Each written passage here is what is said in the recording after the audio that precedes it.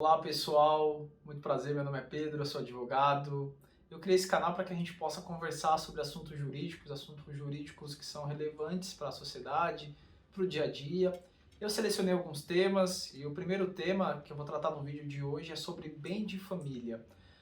As pessoas têm me procurado, me feito algumas perguntas e a principal pergunta é: Pedro, eu estou devendo para o banco, estou devendo para algumas pessoas, eu posso perder o meu imóvel? E a minha resposta é sempre a mesma: depende. Depende de muitos fatores e um desses fatores é justamente o bem de família. Bem de família, basicamente, de uma forma bem simples, o conceito bem de família é a impossibilidade de penhora do imóvel onde a entidade familiar reside. E aqui eu vou abrir um parênteses para falar um pouco sobre entidade familiar e depois eu volto para o conceito de bem de família. Entidade familiar, quando a gente diz entidade familiar, é um conceito amplo. Então, a entidade familiar pode ser um casal homossexual, heterossexual, uma avó que reside com seu neto, irmãos que moram na mesma residência. Não fiquem só com aquela ideia de entidade familiar, só o homem, a mulher, os filhos. Também enquadra-se, mas não é só isso, tá? Agora, fechando parênteses, voltando para o bem de família. Como eu estava dizendo, o bem de família é a impossibilidade de penhora do imóvel onde essa entidade familiar reside. E aí, existem duas espécies de bem de família. Existe o bem de família legal e o bem de família voluntário. Para ficar mais fácil a compreensão, eu vou tratar agora do bem de família legal e na sequência eu vou falar um pouco sobre o bem de família voluntário. Ao final eu vou falar sobre alguns aspectos que são comuns a esses dois gêneros. Tudo bem? O bem de família legal ele vai ser encontrado na Lei 8.009 de 1990. Por que é bem de família legal? Legal vem de lei, né? Então ele é instituído pela lei. É a proteção dada ao único imóvel daquela entidade familiar. A gente diz que é bem de família legal justamente por causa da existência dessa lei.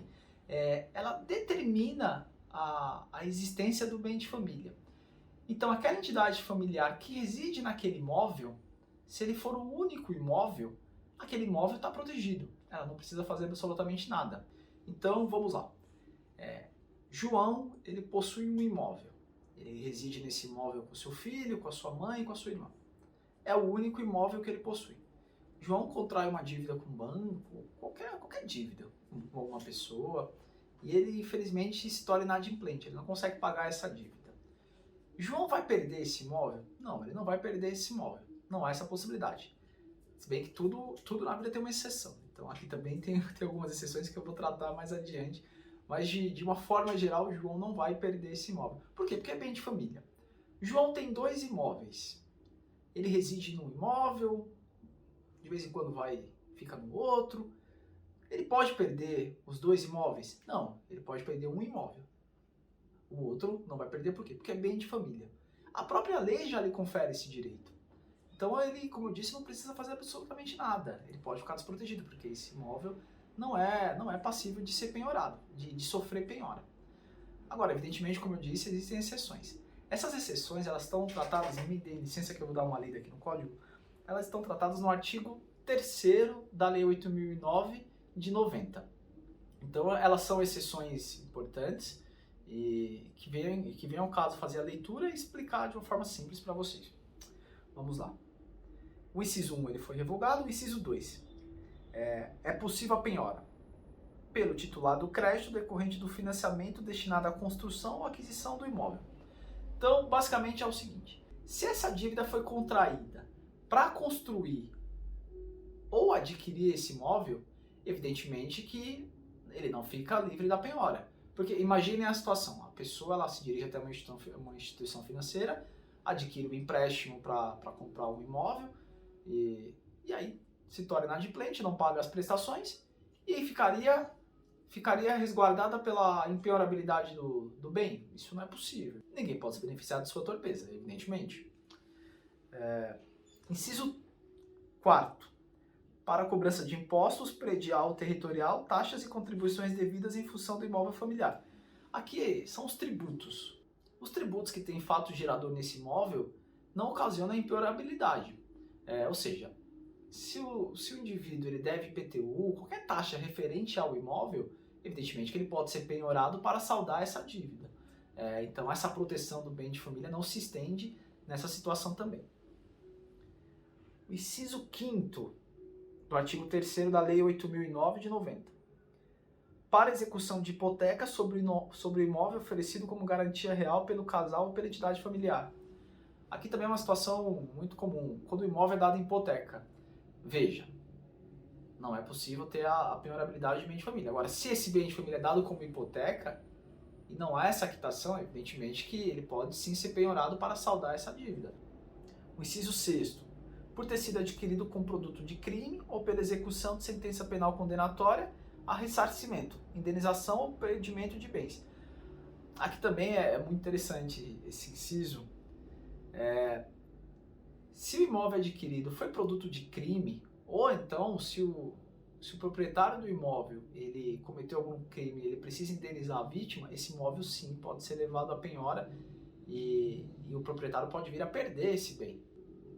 O inciso 7º, por obrigação decorrente de fiança concedida e contrato de locação. Esse aqui é um exemplo clássico e fiadores, tomem cuidado, fiadores, prestem atenção, hein? Você que é fiador, chegou até aqui no vídeo, preste atenção que isso é muito importante, te interessa essa parte. Vamos lá. Eu vou citar um exemplo que acho que vai ficar mais claro. João é proprietário do imóvel. João, locador, loca esse imóvel para Frederico. Frederico, locatário, certo? E Frederico indica como seu fiador Maria, certo? Então, João, locador, Frederico, locatário, Maria, fiadora, certo? Frederico não paga o aluguel. João ingressa com uma ação contra Frederico e Maria por ser fiadora. Certo? Frederico não possui bens, não possui dinheiro em contas, não possui nada. Maria também não, mas Maria tem um imóvel. Esse é o único imóvel que Maria tem. Ela reside nesse imóvel. Esse imóvel é bem de família. Como vocês vêm acompanhando aqui, eu já expliquei. Esse imóvel é bem de família. Ele pode ser penhorado para pagar a dívida relacionada ao aluguel do Frederico? Pode. Isso aqui foi bastante discutido na doutrina, na jurisprudência, mas o Supremo Tribunal Federal já pacificou esse entendimento de que, sim, neste caso do exemplo, Maria pode sofrer a constrição, perder o imóvel para pagar a dívida relacionada ao aluguel de Frederico. Então tome cuidado, fiador. Cuidado ao escolher ser fiador, hein? Agora, só voltando, eu percebi que eu esqueci do inciso 3. É o devedor de pensão alimentícia. Tá? Muito cuidado também, o devedor de pensão alimentícia, muito cuidado. O seu imóvel ele pode ser penhorado para pagar essa pensão. Agora, evidentemente que aqui, eu vou ler o artigo, eu vou ler o inciso para vocês que tem uma problemática interessante. Diz o inciso 3. Pelo credor da pensão alimentícia, aqui que é importante, resguardados os direitos sobre o bem do seu coproprietário que, como devedor, integre união estável ou conjugal. Basicamente é o seguinte, João deve pensão alimentícia. João é casado com Letícia. Ele deve pensão alimentícia. Esse imóvel pode ser penhorado para pagar a pensão? O valor devido pela pensão? Pode ser penhorado. Agora, e os direitos de Letícia? Letícia é casada com João. Então, a lei resguarda. Resguardados os direitos sobre o bem do seu coproprietário. Então, só metade do valor. Só metade do valor pode ser destinado para pagar o débito oriundo da pensão alimentícia. A outra metade, evidentemente, pertence, no meu exemplo, à Letícia, a esposa do João. Então, tomem cuidado com isso. Outra situação muito importante que diz respeito ao bem de família é, como eu disse lá no começo do vídeo, o bem de família ele é uma proteção à entidade familiar. E aí eu disse que eu conceituei entidade familiar para vocês, eu disse que não necessariamente é o homem, a mulher e os filhos. E quando a pessoa é solteira, né? Um indivíduo é solteiro, solteira, e eles têm um imóvel, como é que fica essa situação? A lei não fala nada, mas a jurisprudência é muito firme nesse sentido de que há essa proteção. Então, se o indivíduo é solteiro, ele tem uma casa, tem um apartamento, ele tem esse imóvel dele, ele é resguardado pelo bem de família? Sim, ele é resguardado. Apesar de não ser uma entidade familiar, né, porque só tem uma pessoa, mas há essa proteção. O bem de família legal, ele não há uma exigência de valor mínimo, valor máximo desse bem. Então, pouco importa. É uma discussão muito forte na doutrina sobre isso, mas prestem atenção nesse trecho. Não importa o valor do imóvel. Então não importa se o imóvel custa 100 mil, 50 mil, 1 milhão, 2 milhões de reais.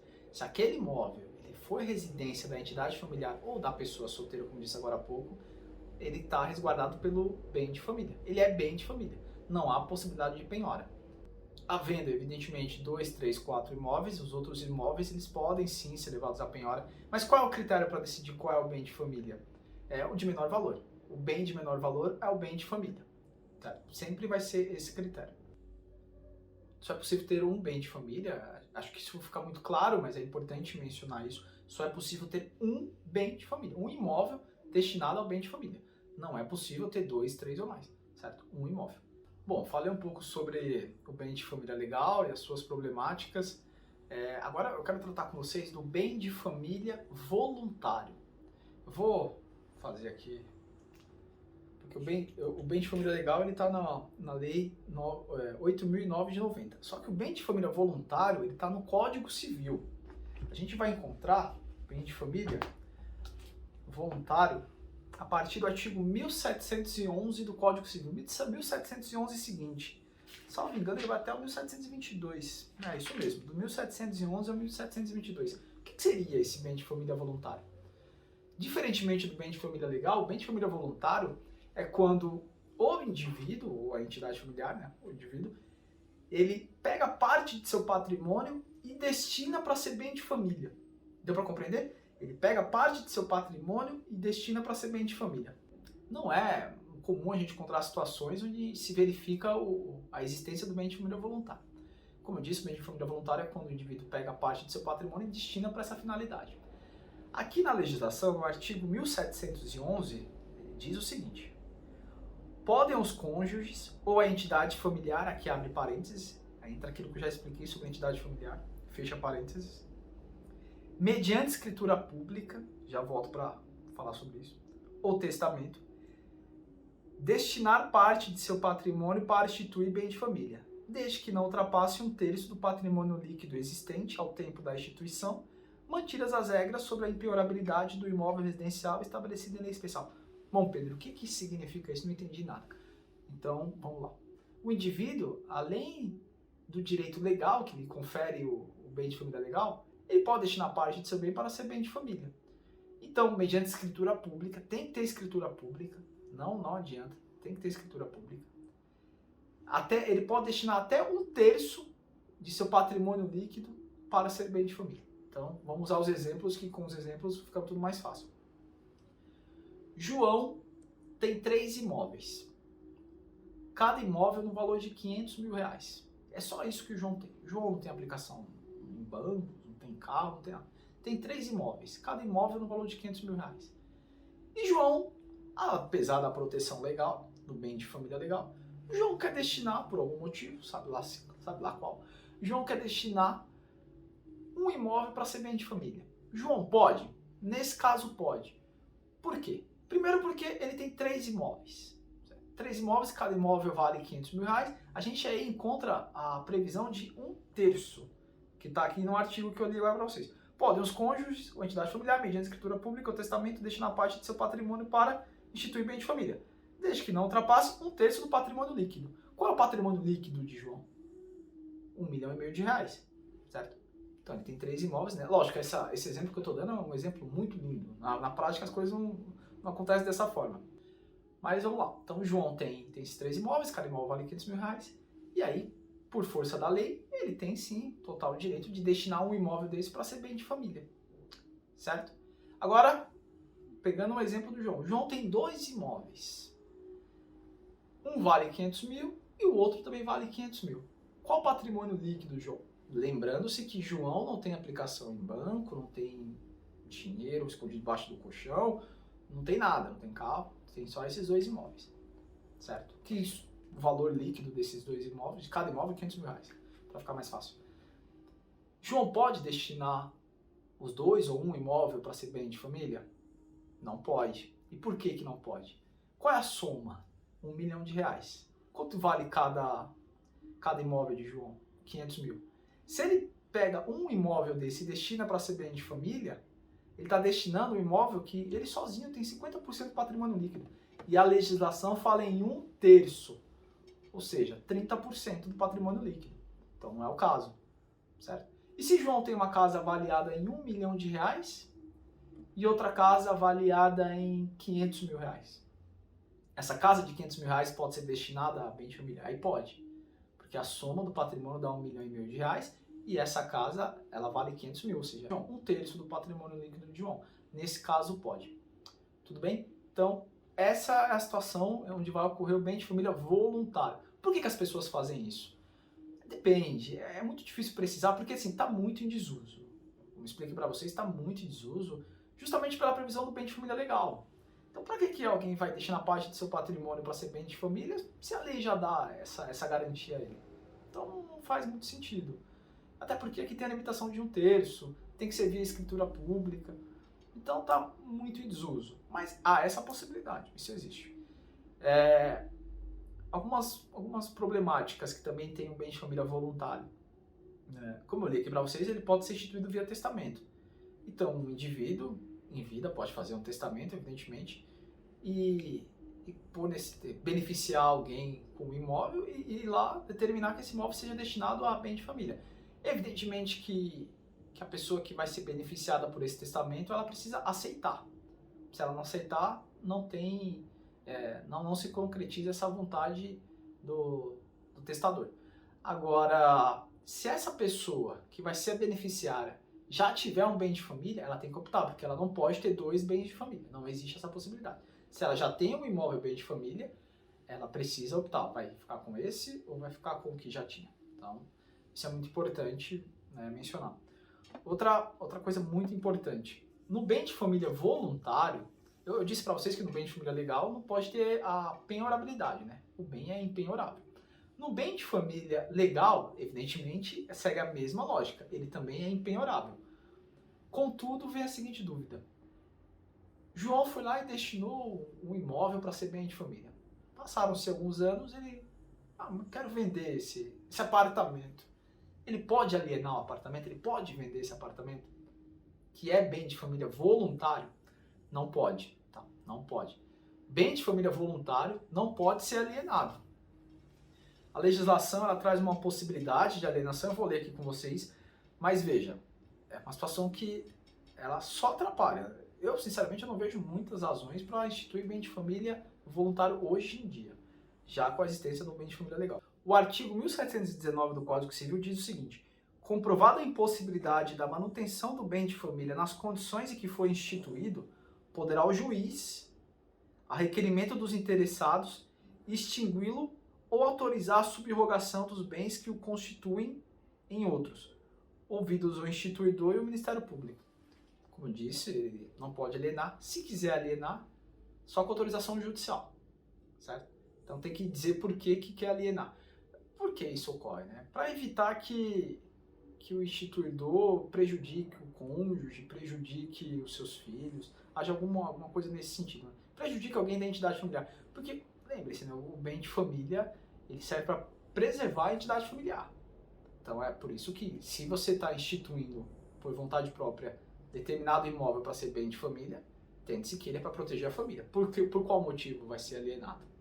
Certo? Então tome cuidado com isso, diferentemente do bem de família legal, onde a lei já lhe confere essa proteção. Não foi uma vontade do proprietário, é a lei que lhe conferiu esse direito. Então, já que foi a lei que lhe conferiu esse direito, não é uma vontade dele, evidentemente que ele pode alienar o seu imóvel no momento que quiser. Também pode ser destinados como bem de família os valores mobiliários. Aí, valores mobiliários entendem-se como ações, títulos à dívida pública, esses papéis.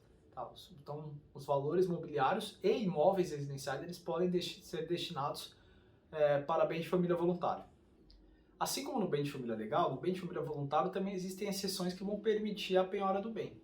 Mas são exceções reduzidas, porque lembre-se, no bem de família legal não é uma vontade do proprietário, da entidade familiar, que aquele bem se torne bem de família, que aquele imóvel se torne bem de família. É uma vontade da lei, a lei determina assim. No bem de família voluntário não, é o contrário. Ele é uma vontade do proprietário que destina parte de sua propriedade para ser bem de família. Então, nessas situações, há exceções que possibilitam a penhora do imóvel, e eu vou ler para vocês agora. No artigo 1715. O bem de família é isento de execução por dívidas posteriores à sua instituição, salvo as que provierem de tributos relativos ao prédio ou de despesas de condomínio. Então vejam bem, aqui existem duas situações que são muito importantes. Como eu disse, eu estou batendo nessa tecla que é para ficar muito claro, tá? O bem de família voluntário é o indivíduo que vai lá, pega até 1/3 do seu patrimônio e destina para essa finalidade. Então, nessa situação, as dívidas contraídas por esse indivíduo antes da destinação desse imóvel para ser bem de família, essas dívidas contraídas anteriormente a esse movimento que ele faz, elas podem ensejar a penhora do imóvel. A impenhorabilidade não tá coberta pelas dívidas contraídas antes da destinação. As dívidas após a destinação, sim, aí elas não podem abranger a penhorabilidade do imóvel. Então eu vou dar um exemplo para ficar mais claro. João, mediante escritura pública, destina um imóvel para ser bem de família no dia 1º de agosto, certo? Só que o João tem dívidas contraídas em junho, abril, janeiro do corrente ano, certo? Essas dívidas não foram pagas por João, elas podem ensejar a penhora desse imóvel que foi destinado a bem de família? Pode, porque elas foram contraídas anteriormente. E as dívidas contraídas após essa data? Não, essas dívidas não podem ser executadas com o intuito de penhorar o imóvel destinado por João, certo? Evidentemente também que as dívidas contraídas para a construção ou para a aquisição do imóvel destinado a bem de família, eles afastam a impenhorabilidade, pode haver a penhora desse imóvel, e os tributos devidos relacionados ao imóvel também afastam a impenhorabilidade. Agora, como eu disse, é um rol muito reduzido. Há quem diga que o devedor de pensão, o fiador, também responde com esse imóvel, com bem de família voluntário pela dívida contraída. É um debate, eu particularmente entendo que não, por qual motivo? Porque, como eu disse, ele deixa uma parte do patrimônio, existe uma outra parte, certo? Vamos supor que ele tenha 3 imóveis, destine um para ser bem de família e o tempo passa, ele vende esses 2 imóveis e fica só com esse imóvel que foi destinado a bem de família. Ele vai entrar automaticamente na categoria de bem de família legal, é o único imóvel que ele tem. E aí sim, se ele for fiador e o locatário não pagar, ele responde. Aí entra naquelas hipóteses que eu já mencionei agora há pouco, tá certo? Agora já estou entrando aqui nas problemáticas relacionadas tanto ao bem de família legal quanto ao bem de família voluntário. O proprietário pode alugar o imóvel bem de família? Pode alugar, isso não descaracteriza o bem de família, pode haver essa locação. Isso já é pacífico na jurisprudência brasileira, não há nenhum impedimento, então pode ficar tranquilo. Você tem uma casa que você sabe que é bem de família, você pode alugar para uma pessoa, receber o aluguel, pode, tá tudo certo, e aquele imóvel continua sendo bem de família, apesar de ter sido alugado. A extinção do bem de família, tanto o bem de família legal quanto o bem de família voluntário, ela ocorre com a morte do proprietário e seu cônjuge e até a maioridade dos filhos. Ou seja, José é proprietário do imóvel e ele é casado com Maria. E aquele imóvel é bem de família. José, infelizmente, morre. Maria continua viva. Acaba o bem de família? Não, o bem de família continua existindo. José e Maria têm 2 filhos, Pedro e Paulo. Pedro e Paulo que são menores de idade. O bem de família persiste até a maioridade de Pedro e Paulo. Isso, evidentemente, ocorrendo a morte também de Maria, certo? Então, João faleceu, Maria faleceu, Pedro e Paulo são menores de idade, o bem de família persiste. A partir do momento que eles se tornam maiores de idade, aí cessa o bem de família. Tá? Isso vai se aplicar mais naqueles casos em que há o bem de família voluntário, né? Porque se a gente for levar em consideração o bem de família legal e for de menor valor, aquele imóvel for de menor valor, ele vai persistir. Tá? Mas basicamente é isso. Outra coisa importante, João, casado com Maria, como eu disse agora há pouco, João falece. Nessa situação, Maria pode requerer a extinção do bem de família, certo? É uma faculdade que é dada a ela, a legislação dá a ela esse direito. Para arrematar, extingue-se o bem de família pela morte do proprietário, de seu cônjuge e a maioridade de seus filhos, certo? Então eu acho que com isso eu encerro o assunto de hoje. Evidentemente que há muitas coisas para se falar sobre o bem de família, é um tema riquíssimo e que eu explorei de forma muito resumida aqui nesse vídeo, mas é para que o vídeo não fique muito longo, não fique chato. Mas estude o assunto, escreva alguma coisa, mande mensagem para que a gente converse a respeito. E eu estou super disponível. E é isso. Deixe seu like ou seu dislike, se você não gostou, não tem nenhum problema. Em breve farei um outro vídeo sobre um outro assunto. Espero que vocês tenham gostado, tá certo? Fiquem com Deus, muito obrigado. Tchau, tchau.